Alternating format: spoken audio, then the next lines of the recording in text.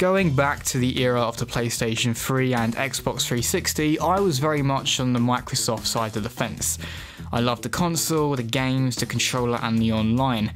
However, whenever I spoke to someone I knew who favoured Sony's offering, they would frequently bring up that the online service was in fact free, something I had to admit was a strong selling point of the PlayStation 3.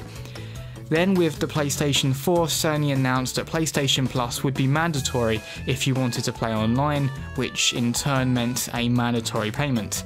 The timing of this announcement was very clever in that it came about when the gaming community were busy despising the upcoming Xbox One for being always online and forcing you to purchase the console with Kinect.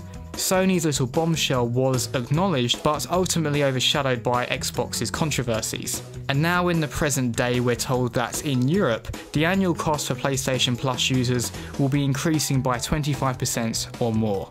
So that's either €49.99 to €59.99 or €39.99 to £49.99. This isn't a substantial increase, but considering it won't introduce any service benefits, there's no obvious justification behind this choice.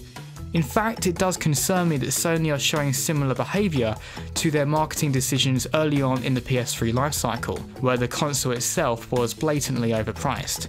The common assumption was at the time that after the considerable financial success of the PS2, Sony thought they could essentially name their price and people would buy it. With the PS4 yet again selling very well, could this potentially be history starting to repeat itself? There's also the controversy over whether gamers should have to pay to play online at all.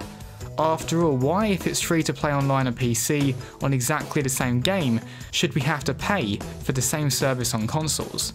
Originally, PlayStation Plus, which does come with some added bonuses, was optional on the PS3.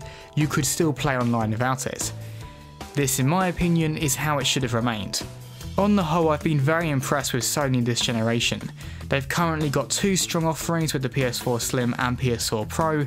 They've got great first-party titles available and more still to come.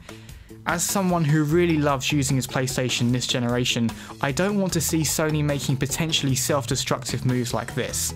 I've been Archivist with yet another quick-fire thought.